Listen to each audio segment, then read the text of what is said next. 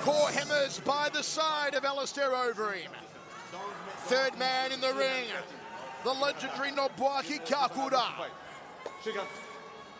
A rematch. Last time, it was Overeem who won after breaking Aerts' ribcage in the first, though Aerts grinded it out to a decision. We now have Alistair Overeem minus 645, Aerts a plus 445. Michael Chavello, Mike Kogan, Timo Lawal, the final of the K-1 World Grand Prix. Aerts goes head-hunting early, as we thought he would. Alistair tries to force him against the ropes. Alistair starts aggressively. Big right hand from the ring. It's the most aggressive start we've seen from Alistair so far. Yeah, Alistair's not letting this fight. He's going to try to not let get this fight out of the first round. He feels that Peter Aerts is probably banged up, and this is really his time to capitalize on it. Overhand right from the ring. Outside thigh kick from Aerts. And the ring trying to break those ribs again. A monstrous Overeem. Aerts has got to get out of the corner here. Overeem unloading on him. Aerts is rocked. Aerts is rocked. Aerts is rocked. Overeem's corner on the apron. Now ready to celebrate. Can Aerts make it up? Overeem thinks he's got to run. Peter's not getting out of this one, and he really shouldn't. It's good night, Overeem. Alistair Overeem is the K-1 Grand Prix champion. Unbelievable. Hey, listen, you gotta give this guy props. This time last year, he said, I'm gonna take K-1 seriously, and I'm gonna go to the top. And here is Alistair Overeem, an MMA fighter, has become a K-1 World Grand Prix champion. I mean, what more can you say? He's the top combat athlete, hands down, this year. Hands down. Unbelievable. You cannot deny the awesomeness of Alistair Overeem. He has proven himself yet again. He has now won the most coveted striking title in the world of martial arts. Unbelievable. The dedication, training all year long, taking it as seriously as he can take. Go to www.reem.com and see the documentary in his progress to get here. This man has really done it. He set his goal. Unbelievable. Hats off. We're not wearing any, but if we were, hats off to Alistair. And for Alistair Overeem, to the victor go the spoils. But for Peter Aerts, the sentimental favourite is still the people's champion of K-1.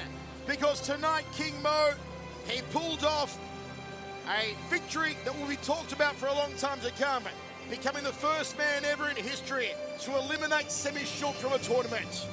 You know, this whole tournament, man, you know, has me speechless. You know, you have the guy that's the underdog, you have the guy that's the super, and you know how it goes down, man. He just came out on top. Alistair Overeem on top of the world.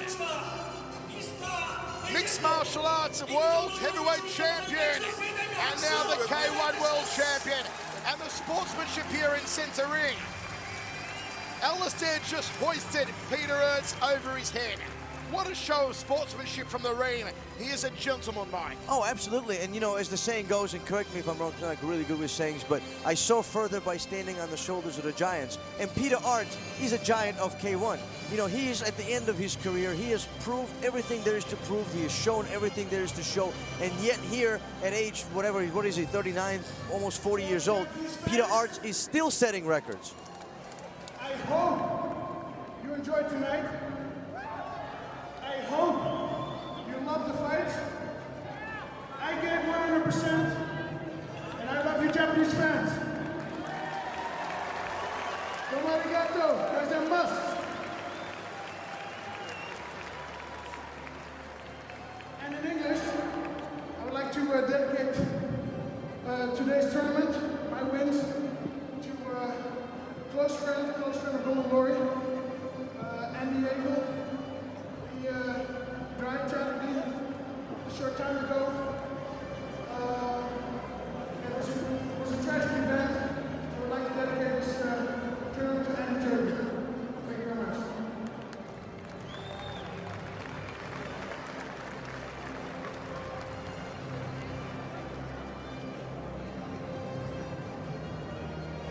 Alistair Overeem making history here tonight.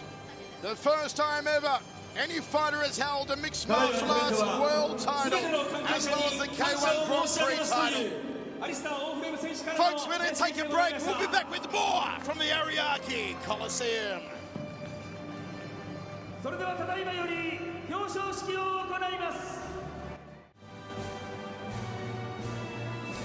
Welcome back to the Aerts Coliseum in Tokyo, where Alistair Overeem has been crowned the 18th World Grand Prix champion, the 8th man to ever win the title. And more than that, Mike, history in the making here tonight. As I said earlier, the first man ever to hold MMA world title and K-1 World Grand Prix championship. I mean, what a night. The night of upsets, the night of emotional fights, the night of surprises, the night of records being broken, history being made, all together happens. Every World GP brings something new to the history of combat sports, and this one was no different. Sammy Shield, first time in his career ever being upset out of a tournament. Peter Aerts with an emotional win coming here into the finals, and of course Alistair Overeem, the current Strikeforce heavyweight champion, now becoming the K-1 World Grand Prix champion. And King Mo Lawal, as you said, Alistair Overeem is the fighter on the planet right now.